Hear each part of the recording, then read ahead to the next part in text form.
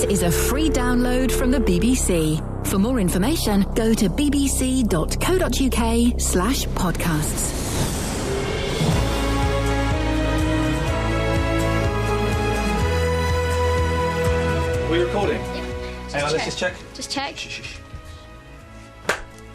Beautiful. That's us. Welcome to the podcast. No messing around this week. We're getting straight into it.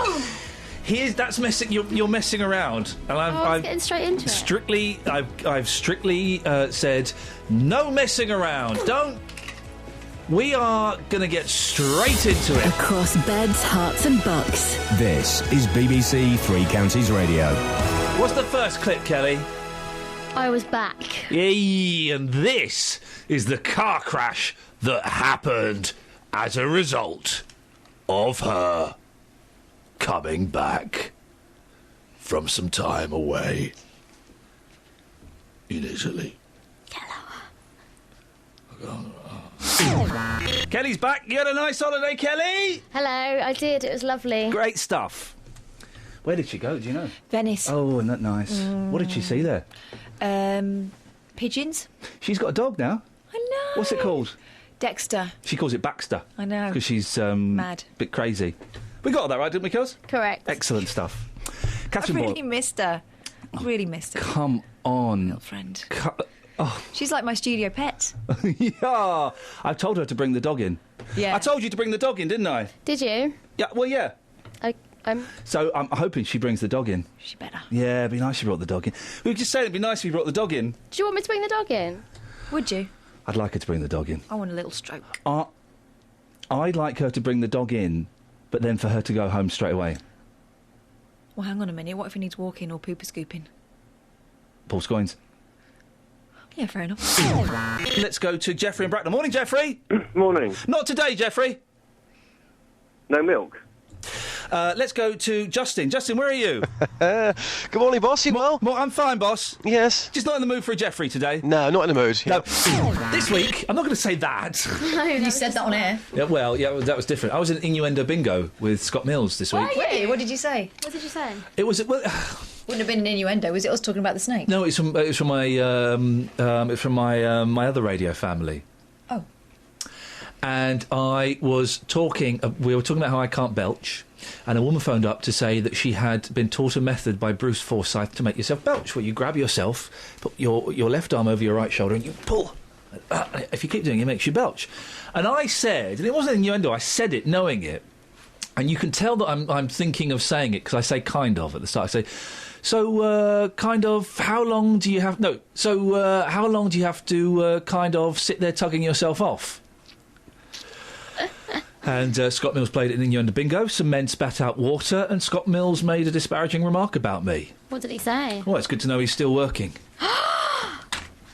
It's all happening in BBC Local Radio. It's good to know he's still working. Anyway, Scott. Scott, we look forward to seeing you in about 10 years' time. Yay, buddy. We'll I'll still be here. We'll see Yeah. you. Earlier this week, we discussed the possibility of gay men and women adopting children. Well, and bisexuals and transgenders. they weren't adopting bisexuals as far as we know. Well, some of you were up for it. Some of you weren't. And Joyce and Leagrave called in. Iain, Yes. you said it doesn't matter where little children go as long as they're loved. I think you should rephrase that. Go on. Yes, and I don't agree with people. Why should I rephrase that?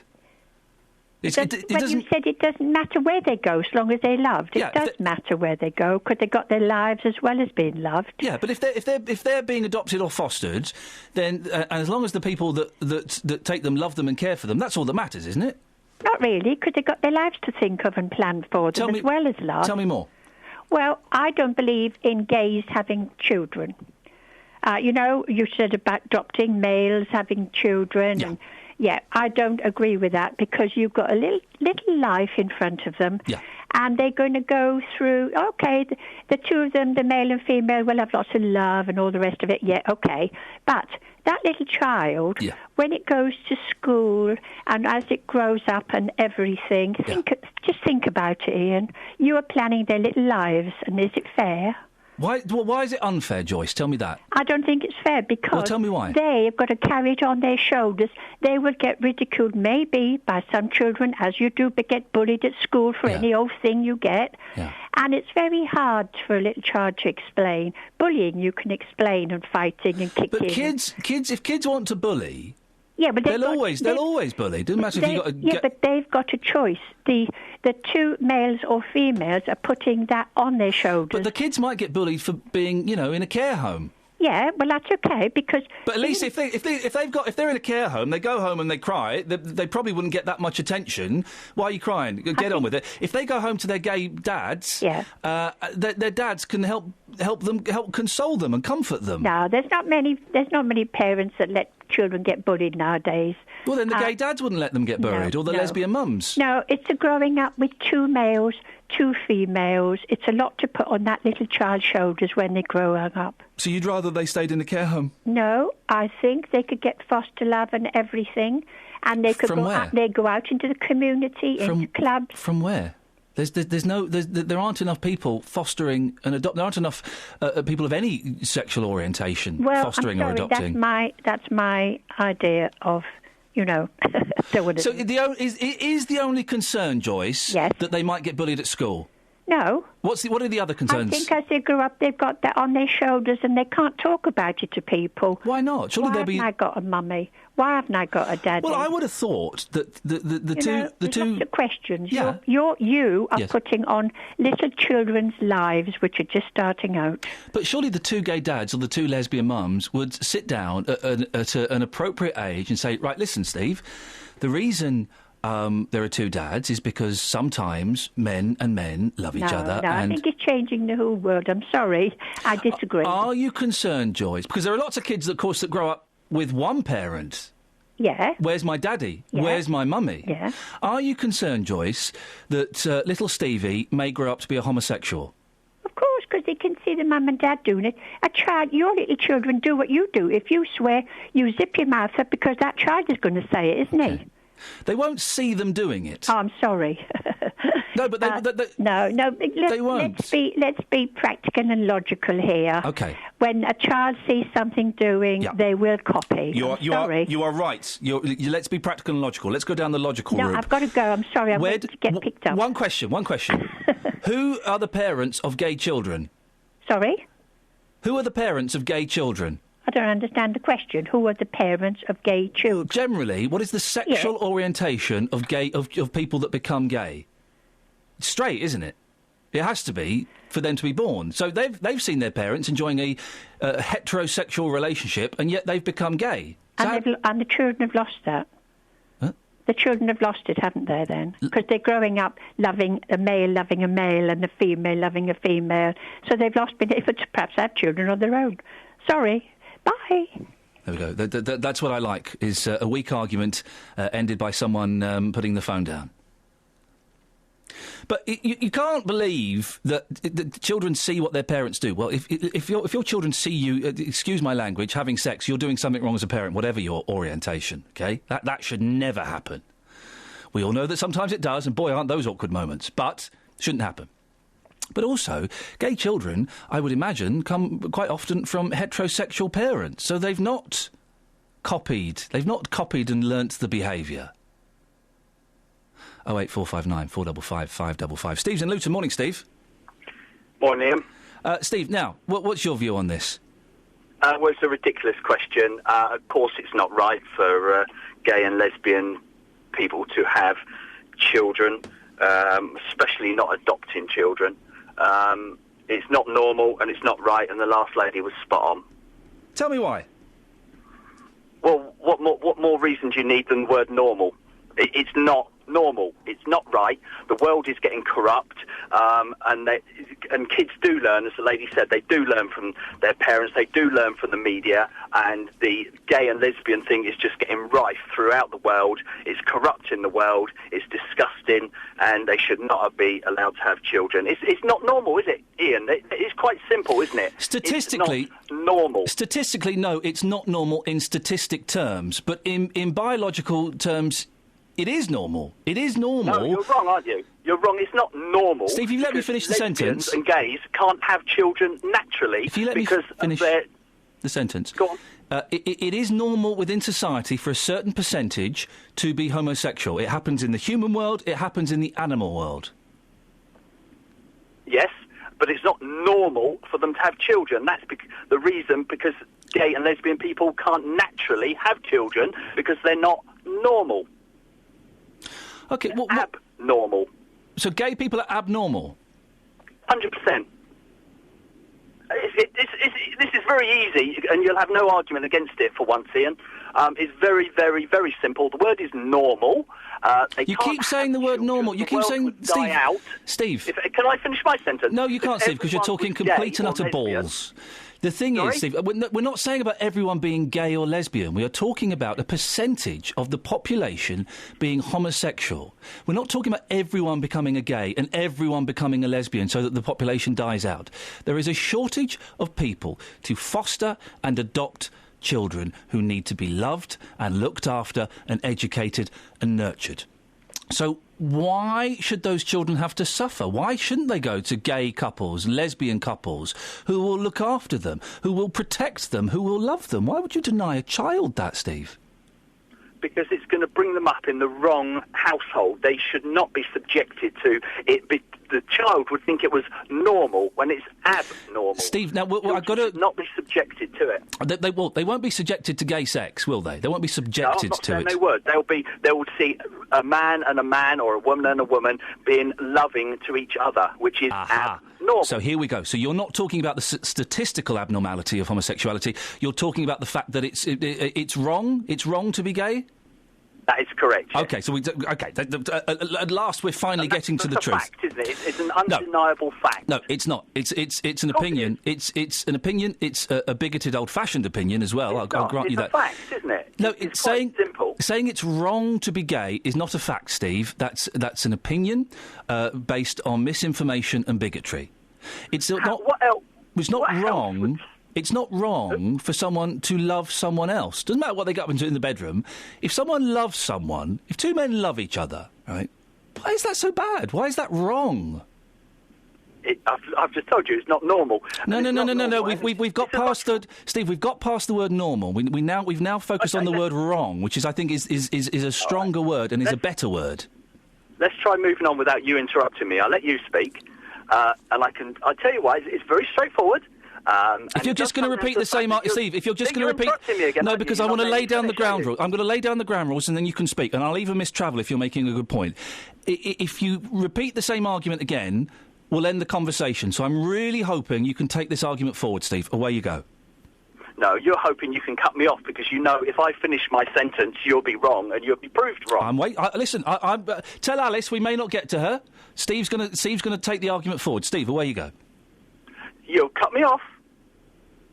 Steve, away you go. You haven't let me finish my sentence, which I will try and start now, but I'll say goodbye because you will cut me off before I finish it. If you repeat the same argument, I will let you go, but if you can take the argument forward, then we can talk until 8 o'clock if you want. I have to start with the same premise, but you OK, well, lay down that premise again, although we've got it, and then take the argument forward, if you can, Steve, beyond it's wrong to be gay. But I'm going to try and explain that because you said I am wrong, and I'm not wrong. It is abnormal, and the world would die out. There's a starter. The world would die out. We've done that one. Next. Yeah. Take the argument forward, Steve. That is my total proof. That is end of the conversation. That proves it's not normal. Steve, why would normal end the world? Steve, you're right. That's the end of the conversation. Tell Alice we will get to her. Couldn't take the argument forward. Went back on a point that we'd already addressed, that we're not talking about everyone becoming gay. We're not talking about everyone becoming lesbian. That wasn't the point, Steve. I thought we'd ascertained that and got beyond that. Nice try. Not as good as your try last week. Last week I gave you a 6 out of 10. This week I'm afraid it's only a 4 out of 10. Another person who thought it probably wasn't a very good idea, to put it mildly, was Priscilla. She's a teacher. I tell you what, use my one. Priscilla called in. She's a teacher, and she wasn't keen on homosexuality in the slightest. Why are you doing that funny thing with your head? What funny thing? The wobbly. Doing Paul McCartney. No. Oh, you know, the 60s, they were my idea. You know. Get to it. I've done it. Oh. Priscilla's in Luton. Morning, Priscilla. Morning. What would you like to say, Priscilla? Well, I overheard you just talking to Stephen. Yes. And I think it's wrong to have called him bigotry because he was talking facts. What facts was he talking, Priscilla? Well, I tell you what, as I teach in schools and I deal with these children, okay? You deal with what children? I teach children, so children from different backgrounds. Yeah. Okay? So the problem is not that the children are not loved or because they are being looked after by gay or lesbian. The fact is this: the children do not know the difference. They are, for example, you give a child letter to take home. You write the other children, Mr. and Mrs. Yeah. And you write to this child, well, dad number one, dad number two, fantastic. or mom number one, mom number two. It's a wonderful way around it. Well, tell me, you tell me how you're going to go around that. So is it wrong, Priscilla? Is it wrong to be gay? No, because that's what Steve was saying. Is it? Do you agree with him? It's wrong to be gay. It is wrong. Yes. To be gay. It is. And you're teaching children. Well, God help us. Seriously, Priscilla, God help us. If you're teaching children, how old are the kids you're teaching? Well, I teach all ages. To be honest with you, I teach up to 18 years. Permission to speak freely, Priscilla. The important thing, let me tell you, Ian, the important thing is to tell the children what is normal. Then the child has a child. No, Priscilla, okay? you're a teacher. Oh, jeez. I tell you what, it is not normal. It is not, you know it, that's why you have children. You know it, Ian. That's why you have children. I know statistically. But it doesn't mean that people haven't got a right to their lifestyle. You can live any lifestyle, it's entirely up to you. You see, if anybody chooses to live a way they like, I have no right to say why. Nobody. But it isn't normal from the fact. You said something about biological. You said, biologically, you know it's not more normal because no gay or lesbian will ever have a child. Priscilla, I know statistically it's not normal in as much as there is a significant number, higher percentage of people that are heterosexual than are homosexual. So you could argue statistically it's not normal. But being gay as a thing, of course it's normal. Of course it's normal and it's right and it's not wrong. Right. You tell me what is right with it. It's two people loving each other. That's it. It's two people not hating each other. It's two people not fighting. It's two people not killing each other. It's two people in love with each other. That's what's right with it. Well, don't heterosexuals love each other. Do they have to kill each other? I don't think anybody should kill each other. So do you agree that gay people can... Nobody has the right to kill Priscilla, another do you person. believe that gay people can love each other or not? Well, why not? What's wrong with that, baby? Let's all love each other. That's what it is. But I'm saying the lifestyle is not normal. Priscilla, Priscilla... But they can love each other. Do you teach in a school? Of course I do, yes. May God help us. If there are teachers, and I say that with the greatest of respect, but if there are teachers like you, then I'm actually really concerned. Well, okay, in that case, Ian, then you tell your child, that it's wrong for you and his mother. No, I won't tell my child that because it's not wrong. I will tell my child when he's old enough that if he chooses to fall in love with another man, good for him. I'm going to bring my child up in such a wonderful, loving environment. If he comes to me one day, all anxious, and in fact, I hope I bring him up in such an environment that he doesn't come to me anxious and nervous. He just comes to me one day and says, Dad, you know what? I'm gay. Brilliant. Give me a hug, son. Look after yourself. That's... Oh, my goodness, she's a teacher. Yvonne's in Hearts. Morning, Yvonne. Good morning. What would you like to say, Yvonne? I would like to say that I agree with Steve and the lady before him, and Priscilla. I do not agree with gays and lesbians at all, especially adopting children. There was a person who came into my family because they had a relationship with someone in my family. She was actually gay. And then she went off with the baby, with her gay lesbian partner, and they brought the baby up, and the baby is related to me in a way. Yeah. She's now 19, and when she was 11, she turned gay. So I really am against it, because if a man and a woman are sitting there kissing and cuddling, the child is going to do the same. I do agree with the lady before Steve, and It was Joyce. Priscilla. Joyce was before Was it Steve. Joyce? Yeah, Joyce. Was, yeah. Yeah, I do believe. I really do agree. But where with do gay kids come from then? Kids that Well, grow up to gay what adults. happened- Where do what- they come from? Right. Well, what had happened with this woman? I can't say her name. I knew her when she was a baby. Right. And her cousin, who was 14, when she was 2, he raped her. Okay, right. Well, that's Yvonne, and that's And that turned her against men. well, okay. That's an horrific example. But you're not saying that all gay men and women were raped as children. No, Okay. I'm not. So where does your average gay man or woman come from? Because their parents are probably heterosexual. So where have they got it from? Do you think? Well, years ago it was rarely heard of. Because it was illegal.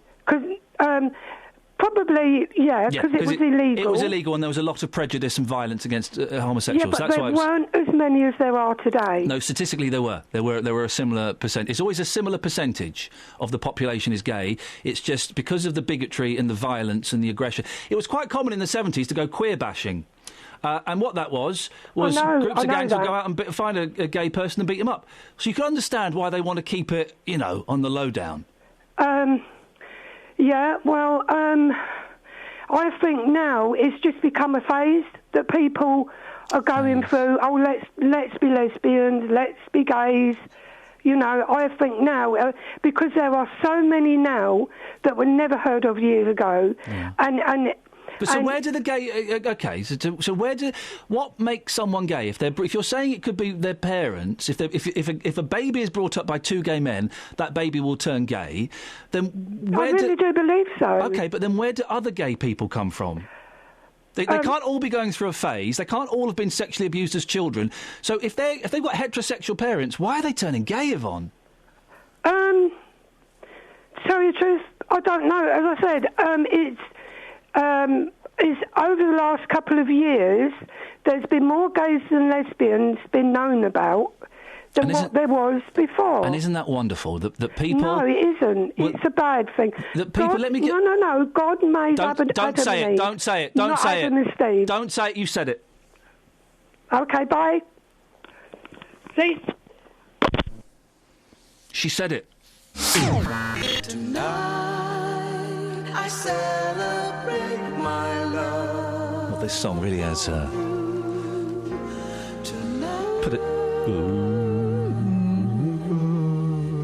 put a downer on the show. It has, hasn't it? Jeffrey's in Bracknell. Morning, Jeffrey. Morning, the man from Royal Farnham. Jeffrey?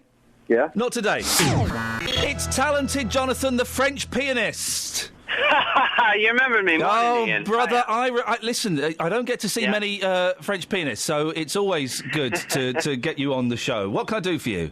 Thanks. I just wanted to speak about. Well, I've got a daughter. She's 8 years old. Yes. Yep. I've got a TV in the living room, TV in our bedroom, and she's got a TV in her room. However, she's got a TV in her room. However, however, no.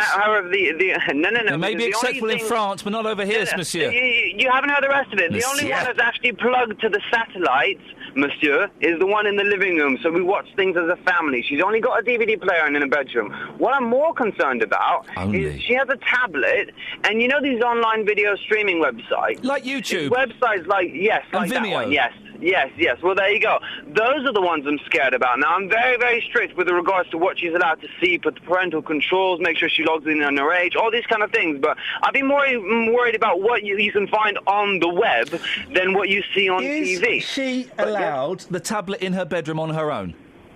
She is, however, she logs in. However, she logs in as an 8-year-old or an 11-year-old, the minimum age. So while you're there, she does that. Who knows what she's doing, monsieur, when you're not there? Well, that's the thing. She can't access to it. She's not. She's not tech savvy. But she's an 8-year-old child, Jonathan. She's better around computers than you and I will ever be. Oh, I doubt it very much. But anyways, yes. But monsieur, you know, you should not have a television dans la chambre. You shouldn't. And why do you and Mrs. Jonathan want a television dans la chambre? Well, we have it because we watch our TV series in the evening together. That's what we do. But with regards to her having TV in her bedroom, she only watches the occasional programs recorded on DVD or Why can't you watch that kind of thing. your television programmes dans le salon? That's what we do. We only watch actual satellite TV in the living room as a family, and we do other stuff together. She does karate. She's fit. No, we don't have it when we eat. No, we don't do it when we eat. That's one thing that I'm against, really. Eating is a family time together. I mean, we play Monopoly together. We do loads of stuff. Sorry? Do you not watch TV dans le cochon d'Inde? Cochon d'Inde, that's guinea pig. Why are you talking about guinea pigs? Do you watch TV dans la pomme de terre? La pomme de terre. I don't have a garden, no, so I don't grow any potatoes in my garden. Okay. Je parle français très bien. Je le suis français fier de l'être. Donc, thank you. Very rude. I will not be spoken to like that on my show. Do apologise if anybody was listening. What did he say? That he was French and proud. Oh, I thought he said something completely different. I do apologise. My French is a little bit limited. Excuse it. Merci beaucoup. Ça va? Oui, ça va très bien. J'ai 2 ans. No. Earlier this week, I was giving away dead rock stars. You called in your hundreds to claim your dead rock star. I started it, so I had first dibs, and I went for the most mystical of all the Beatles, the heavily Indian-influenced Mr. George Harrison.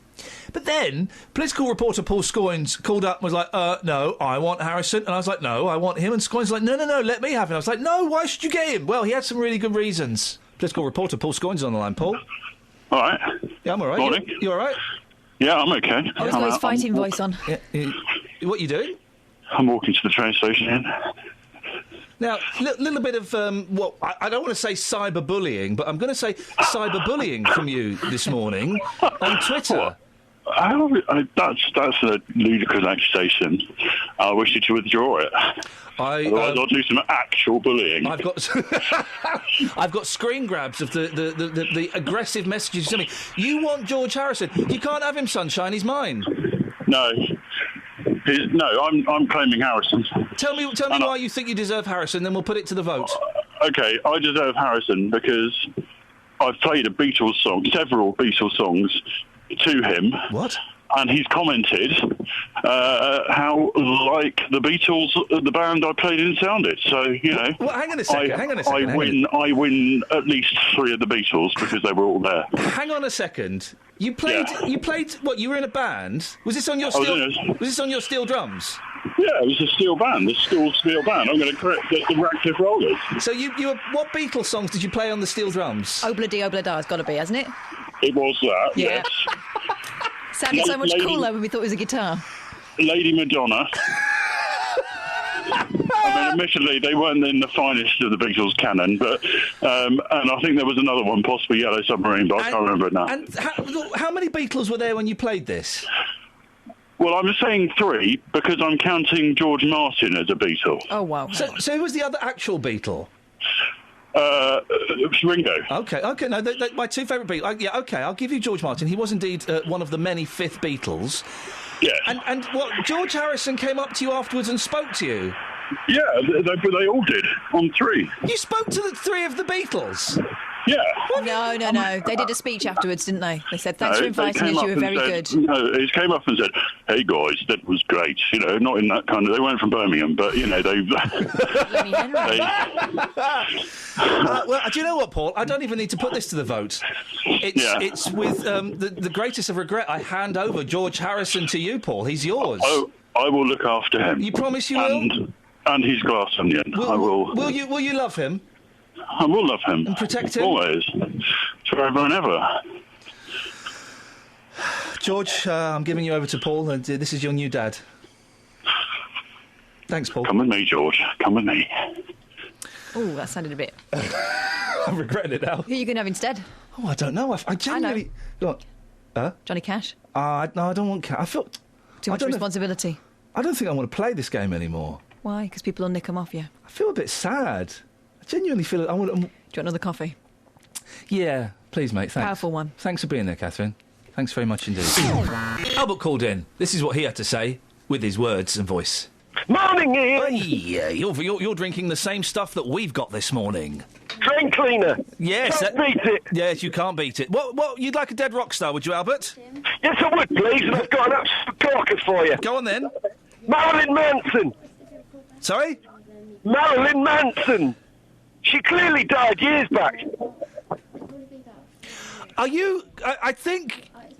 Do you want to tell him, or shall I, Kath? Well, are you sitting down, Albert? Yes. Marilyn Manson's a fella... Hey? And he's still alive. No. You've seen the colour of her skin and her hair and her eyes hanging out and everything. She's definitely a man. No. And she's definitely alive, Albert. So I'm afraid you can't have Marilyn Manson. Oh, for goodness sake! Who's misled me? I don't know, Albert. I just don't know. And very quickly, Kelly, give me some comps. Some comps. Lynn in Bletchley called in. Yeah. She said, all right, love, I saw... She doesn't speak like this, but I'm just going to do it in that like voice, this. I'm going to do it in this voice. I saw Ian on that advert. Isn't he handsome? Oh, I love him. He's such a good man. And I love all you girls as well. I love it. I tell all my friends about it. Did she actually say four? Four? No. Oh. She doesn't talk like that either. But she said something like that. But she anyway. said, yeah, it was along those lines. Let's just go to the travel show. Earlier this week, we heard incredible allegations against members of Bedfordshire Police.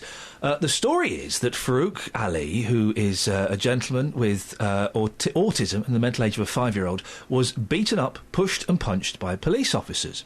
Well, that's the story we got from Farouk's brother, who came on the show. Later on in the week, there was a meeting in Luton to discuss this and to discuss rising tensions between the community and the police. Ollie Martins came into the studio. The Bedfordshire Police and Crime Commissioner put forward what he was doing to sort the issues out. A couple of questions that we've had from listeners. Not everybody was at the meeting that was supposed to be at the meeting last night, were they? Why is that? Not sure what you mean. Well, I've forgotten the lady's name, which is why I'm just... Colette was supposed to be there. You've forgotten the Chief Constable who you interviewed. Ollie, listen, she was very, very charming. I've forgotten her name, yes. Colette, she wasn't at the meeting, why not? It was told she was going to be at the meeting, why wasn't she there? She was represented by senior police officers. Why wasn't Colette there?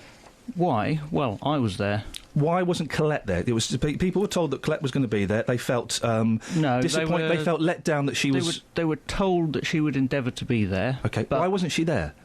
Because she had other commitments. What was she doing that was so important? She is responsible for policing the whole county, for crime, for counter-terrorism. It has been alleged. alleged An extensive range of duties, Ollie, but that doesn't mean that she doesn't take this extremely seriously. It has been alleged that an autistic man with the mental age of a 5-year-old was beaten up by police. Surely she should have been there. That was an important thing. What was she doing that was so important? I'm not responsible for managing her diary. OK, so you don't know where she was? No, I don't. You didn't ask her to be there? No, I mean, I'm there as the person that is responsible for holding her to account. The Assistant Chief Constable was there. Officers who are directly involved in the investigation and in handling this matter were there. People felt disappointed the Assistant Chief Constable was there, not the Chief Constable. And you can understand why they would feel disappointed. There's a lot of tension in the community. People were disappointed she wasn't there. I think the force was represented at the appropriate level. I think the Chief Constable is taking a very close interest in this. You don't know where she was? The Chief Constable has written to the family. The Chief Constable has offered to meet the family. I think that she is properly engaged in this matter. You don't know where she was? No, I don't know where she was. I'm not responsible for her day-to-day management or the management of course you're not. But if she was that is not my role as police and crime commissioner. No, of course it's not. But I am there to hold her to account, and I can assure you that I will be doing so. No, of course you're not responsible for her diary, Ollie. But this is such a big thing that it must have been something pretty. Did you not ask her why can't you make it? Did you not ask her where she was going to be? I think that the force was represented at the appropriate level, and the right people were present at the meeting. But the public don't think that, and this is all about, isn't it? It's all about trying to soothe the public and speak to them and understand them. You've gone in already, several points down, by Colette not being there. Did you not ask her where she was, why she couldn't make it? I don't think that whether the Chief Constable was there or not is the issue here. So you didn't ask her where she was? It's one of the issues. I was representing, I was there, in my role as Police and Crime Commissioner. I am the person who is responsible for holding the Chief Constable to account. The force was represented at a senior level. and I'm satisfied with that situation. Lots of people last night were very surprised that you were talking about elections. What was that all about? The point I was making is that I'm democratically accountable, and that is a significant change from the form of police governance that we've had in the past, and that now you have someone who is accountable, who can be sacked at an election if people are not happy. In 2.5 years' time? Indeed. People want action now, though, don't they? They don't want to wait 2.5 years. They want action now. And I will ensure that this matter is properly investigated, that there is accountability, and that is my role as Police and Crime Commissioner. And if the point I was making is, if in 2.5 years' time people are not satisfied, then they can express their view through the ballot box. And that is not something that people were able to do. There was no direct democratic accountability for the police before the advent of Police and Crime Commissioners, and that is the point I was making. OK, so your responsibility is to hold people accountable. What are you doing? Well, I was at the meeting last night. But what are you doing practically? Well, I will be holding the Chief Constable to account. We've already had a number of conversations about this. I'm very keen to see the investigation proceed expeditiously to get to the bottom of what happened. And if the officers need to be held accountable, then they will be. If there are points that the organisation needs to learn about how it deals with vulnerable people, then I can assure you those points will be pursued, and that learning will take place. We are literally weeks away from the introduction of body-worn cameras. I mean, I think it's... That can be switched on at the choice of the police officers. They will be... The guidance will be that they should be switched on for encounters with the public. OK. That doesn't help Mr. Ali, though, does it? So how are you holding... It doesn't, but it's something that I think, I've been very keen to see this technology rolled out for, since I learnt about it about a year ago. And that's great for the future, and that's great that's coming in. How are you holding... Because I don't know how this works, so explain it to me as I'm an idiot, because I am around this. How are you holding the Chief Constable and the police to account? What have you done practically? What do you do? What do I do? I regularly meet the Chief Constable. About this incident specifically? I've had lengthy conversations with her. How soon this. After the incident did you speak to her? I don't know, last week sometime. OK, so a week after the incident. And what do you say? What's going on? What do you meet up with her? How does it work? Yeah. I was like, what's happening? How quickly is it going to be investigated? In fact, a lot of the similar questions that the public were asking last night. And what answers have you had? Well, similar, to what the public were told last night. And, for example, what's going on and how long will this take? Those are the two questions. So what are the answers you've had from Colette Paul? Well, I think that the fact that we have an investigation that is being conducted by the Professional Standards Department, but overseen by the IPCC, is actually, in a way, it's the best of both worlds, because it will ensure that the inquiry is likely to be concluded faster than your typical IPCC inquiry, and yet at the same time the public have the assurance that it is being looked at by people external from the force. So what's the timeline then? It'll be quicker than your normal IPCC inquiry. People won't know what that means. Well, I think it will, months rather than years. OK. So months? Hopefully not that many months. I mean, it's going to depend on what evidence emerges and, the statements that people give. It's the second kind of big incident in recent times for Luton Police. It doesn't look great, does it? It doesn't, but I think you've got to bear in mind that actually police officers spend quite a large amount of their time. Our response officers, on average, spend about 50% of their time dealing with incidents that relate to vulnerable people. It's a daily occurrence, whether it's a missing child, whether it's a safeguarding issue, whether it's someone with mental health problems who's threatening to harm themselves or other people. The fella just watching the bin men. Most of the time, most of the time those incidents pass without note, without becoming newsworthy. And I think it's that doesn't important. make it. That doesn't. No, It no. doesn't it make doesn't. it acceptable for allegations No, it of certainly- police officers it punching an certainly autistic doesn't. man, does No, it? no, Because it they're good certainly doesn't. 99% of the time. It doesn't. But I think it's important context before we get carried away with the idea that.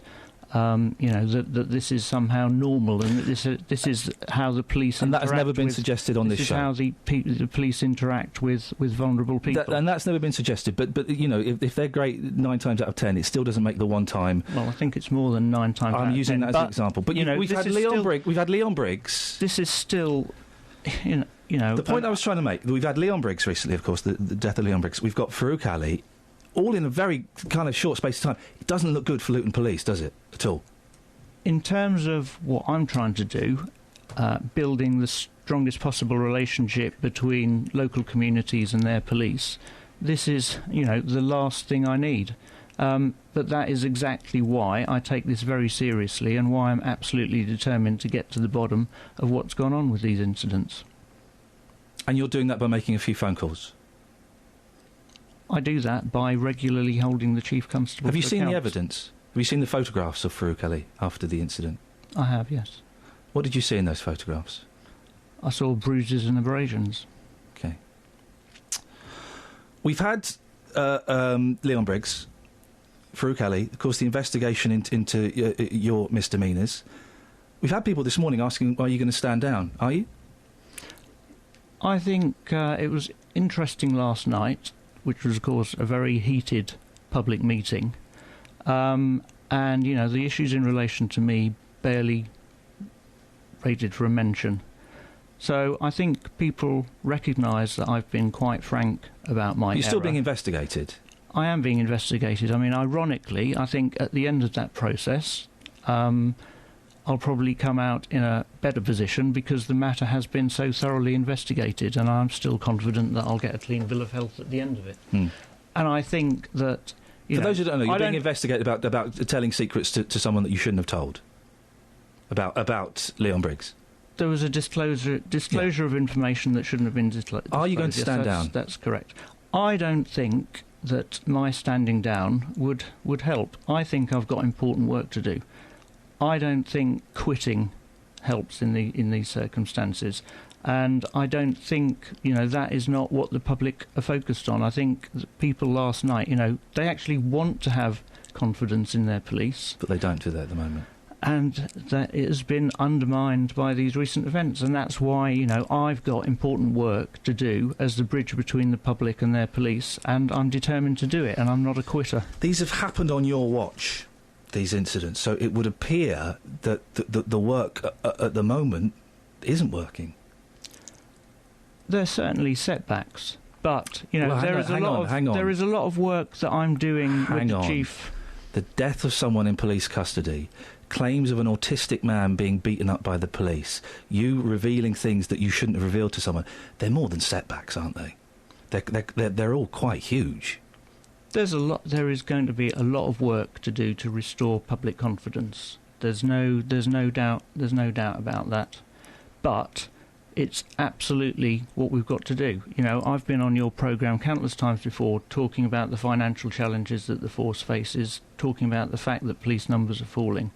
The only way we can keep our county safe is to have the highest level of public confidence in the police that we can get, to get the closest working relationship. And the only people that will benefit if we don't succeed, are the criminals and extremists. But some people don't feel that the county is safe because of these incidents that have happened, because of Leon Briggs, because of Farouk Ali.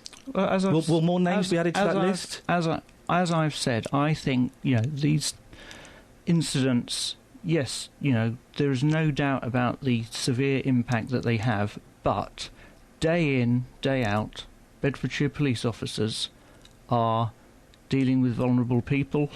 They're catching criminals. They're doing the work that people expect them to do, and most of the time, I think they do a very good job. And they take a great deal of, they put themselves in dangerous situations to do that, and they're very committed.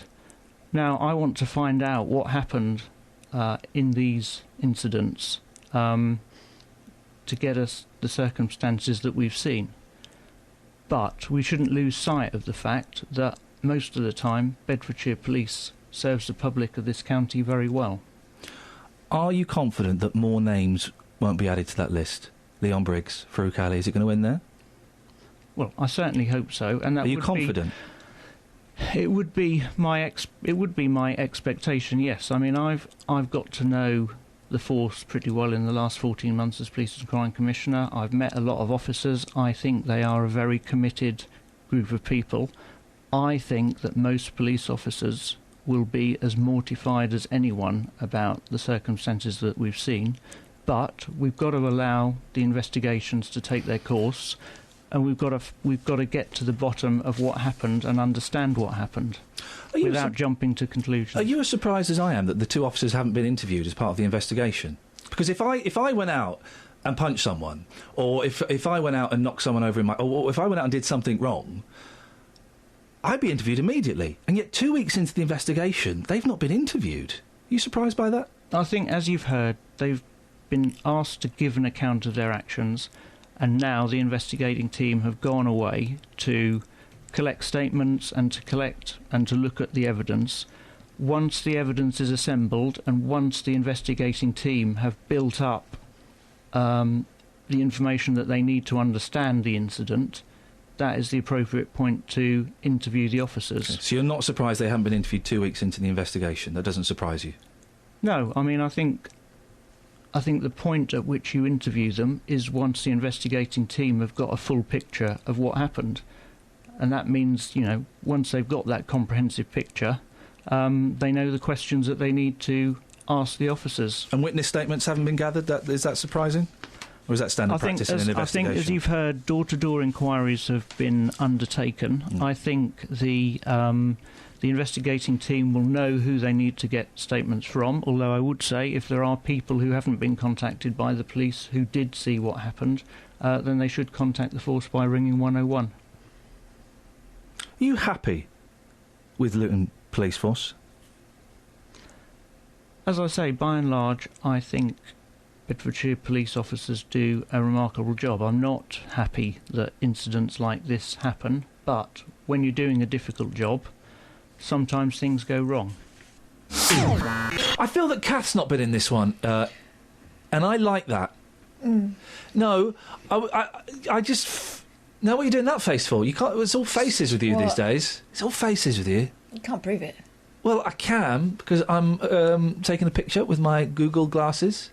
My Google Eye. Well, we definitely don't want her in it anymore, Kelly. So, Dennis's phone line, what's that going to be? It's echoing. Oh! It's this.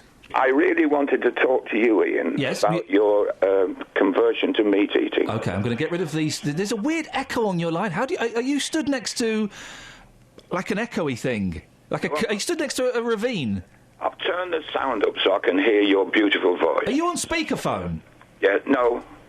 Yeah, well, I suppose I am, yes. All right. Well, I can go to the toilet and still talk to you. No, OK, well, this is why... What do you mean you didn't know if you're on speakerphone or not? This is why your phone calls are always echoey. Are you always on speakerphone? Don't forget I'm an old man and I've only just learned to switch the light on. Pick up the phone, you lazy so-and-so, and talk to me. Yes, I'm talking to you right now. And look, it's not... Oh, it's echoing a little bit. Your phone's rubbish. Go on, what do you want to say? Well, I wanted to say to you, when you were eating all this vegetation, did you have something put in there to make it taste like meat? Occasionally I'd have meat substitutes, but not very often. Occasionally, yes. See, one thing, I worked in an office with a chap who was a vegetarian like you, and believe you me, it was ghastly. We daren't strike a light in the office, the bloody place had blown up. It was so full of methane. And do you realise, do you find people are avoiding you when you're on your vegetarian? I have to say, right, listen, you brought this into the conversation. I'm sorry if you've got young children listening. Be prepared to... that mum, be prepared to take another picture of your kid's face. Since eating meat, and I'm going to use indoor language... Yes. Since eating meat, I have been doing the worst blow-offs I've done in a lifetime. I mean, just incredible. I've never heard or smelled anything like it. Well, I don't understand that because mine are sweet. I think we ought to abort this conversation now. You're right, Kath. Are you crying because that's the end of your producing career? It's true. It's very rarely you say something that puts her head in her hands. It's absolutely true. Honestly, my. I think you've already said it.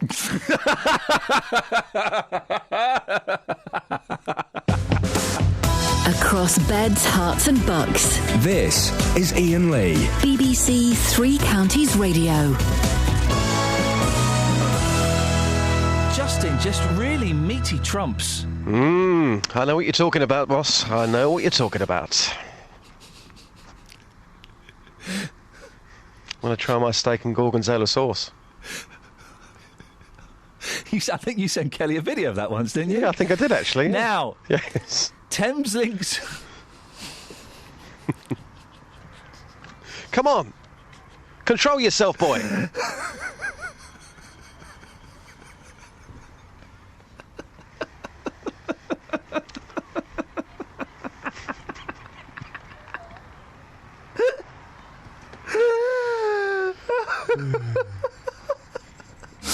We've started a great campaign that I originally called Virgin on the Ridiculous. No, I called it that. Yeah, exactly. And then I thought it was a really bad idea, so you did call it that.